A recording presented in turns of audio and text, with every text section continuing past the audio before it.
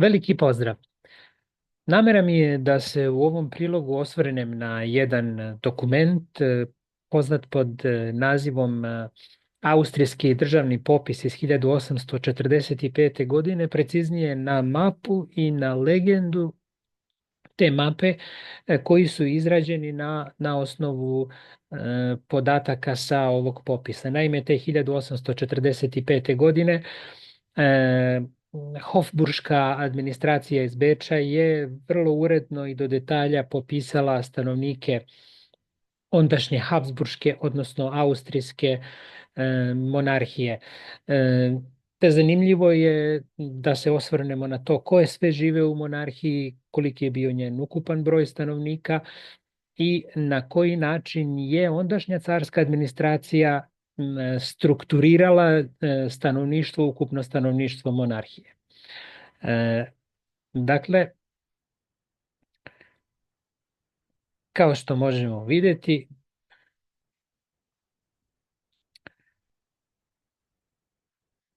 pred nama se nalazi ta mapa. Mapu je na internetu moguće naći u mnogo boljoj rezoluciji i ovdje je posebno izdvojena legenda sa detaljima o stanovnicima Habsburškog, odnosno Austrijskog carstva. Oni su naznačeni u različitim bojama, što ću tokom izlaganja napominjati onda kada to bude bilo bitno. Ono što treba da se zna u prvom koraku kada govorimo o stanovništvu monarhije jeste da u Austro-Ugarskoj 1845. godine živi 37 miliona 37.400 stanovnika po njihovom popisu. I stanovništvo monarhije je podeljeno na 4 grupe po rasnoj kategoriji. Dakle, na Indoevropljane, koji su najšarenolikija, najzanimljivija kategorija i zato ću o njoj posebno izlagati. I mimo Indoevropljana postoje još 3 grupe, najpre ću njih da pomenem, na njih se neću do detalja osvrtati. Kao što vidimo ovdje pod A su označeni Indoevropljani, pod B su označeni Finen, piše to su verovatno ugrofinski narodi, kako mi to znamo, kako smo mi učeni u školi, i pod tom kategorijom stoji samo Mađari, dakle piše Mađaren, onako kako Mađari sebe nazivaju, i njih je 4.810.400 po ovom popisu.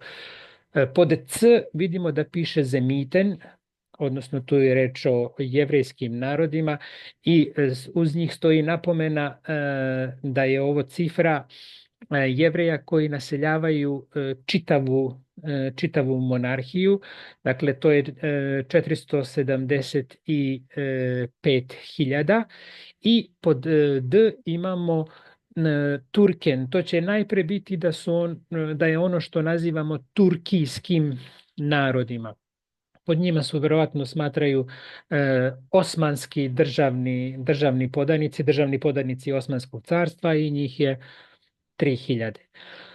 Dakle, ostatak stanovništva čine indoevropski narodi unutar monarhije.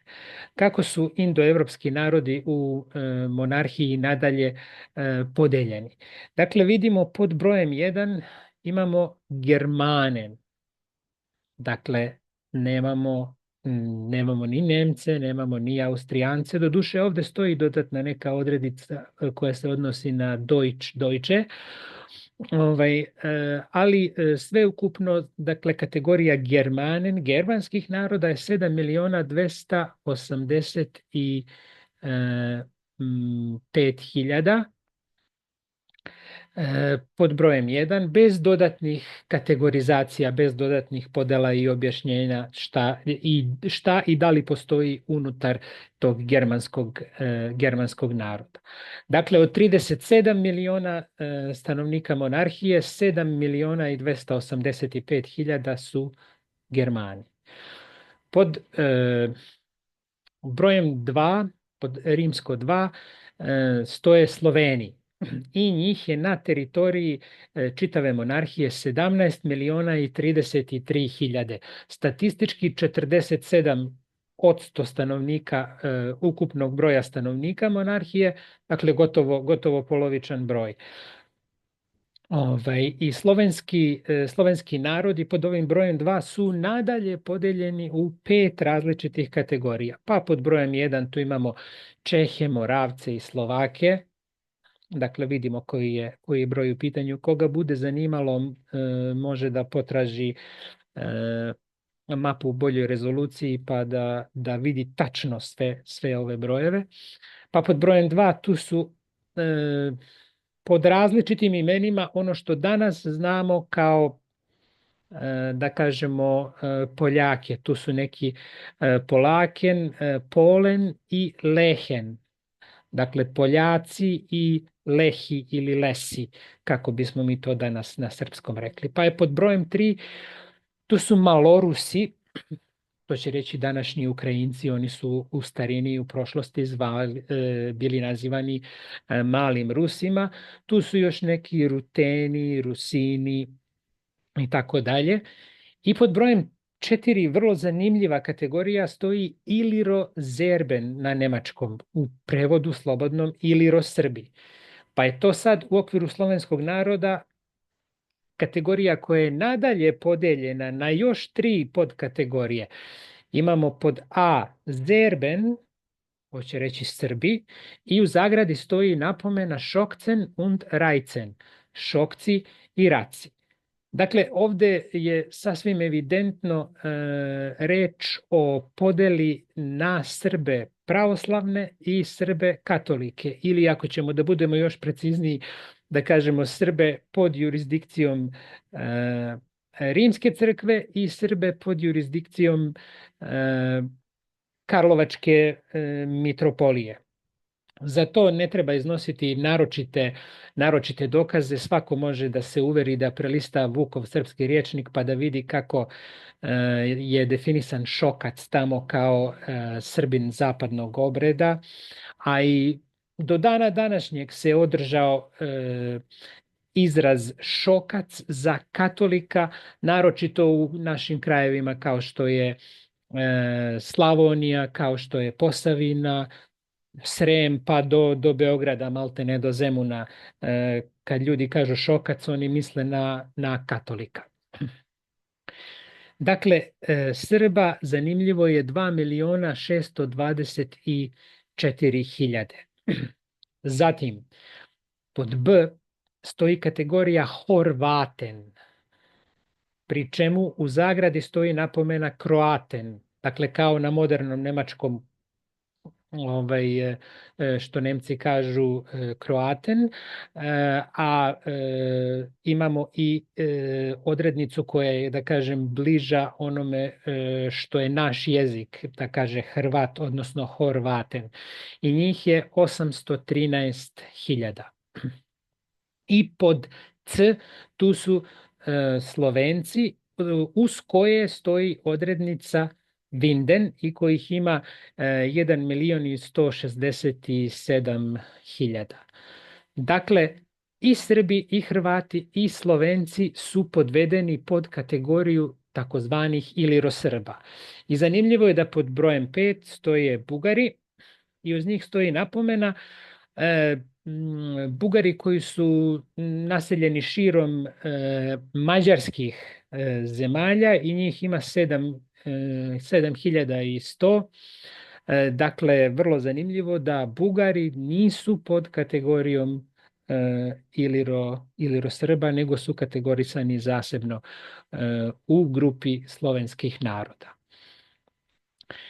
Treća kategorija Indoevropljana su, da kažemo, grčko-rimski, grčko-romanski, grko-romanski narodi. I zašto tu kategoriju pominjem? Pa zanimljiva je zato što pod brojem 1 u ovoj kategoriji stoji Italiener und romanizirte Serben. Dakle, Italijani i romanizovani Srbi. I za tu kategoriju, koja je inače na mapi označena plavičastom bojom, u toj kategoriji ima 5.180.000 3.000 duša. Dakle, šta je bitno znati? U tom momentu 1845. godine Austrijsko carstvo zahvata ono što je prostor današnje Lombardije, današnjeg Veneta,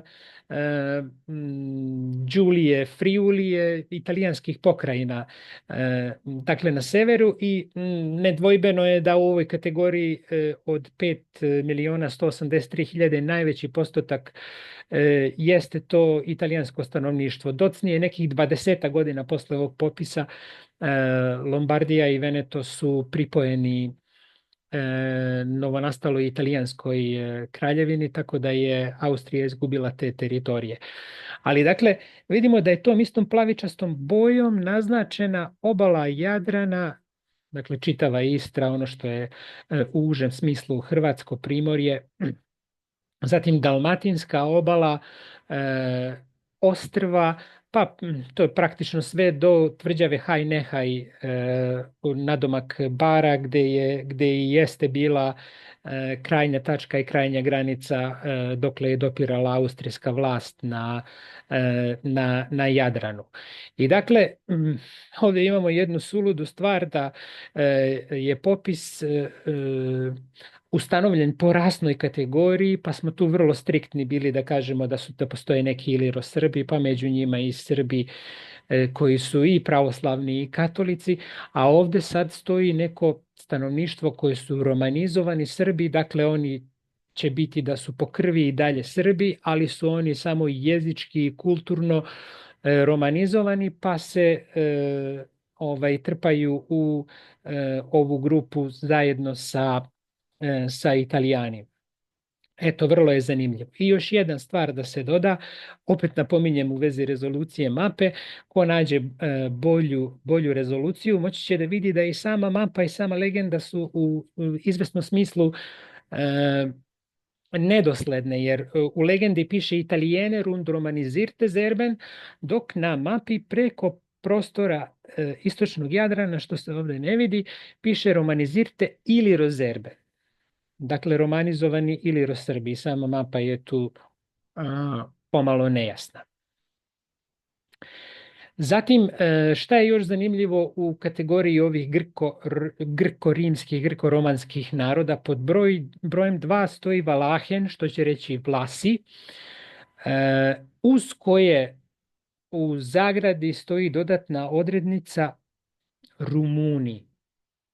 Znači, identično onako kako bismo mi to rekli, zapisali ili razumeli kada bi se reklo na srpskom jeziku Rumuni. I meni je zanimljivo, ovo je možda jedan od prvih historijskih, možda i grešim, ali jedan od možda prvih historijskih spomena Rumuna kao naroda pod imenom Rumuni.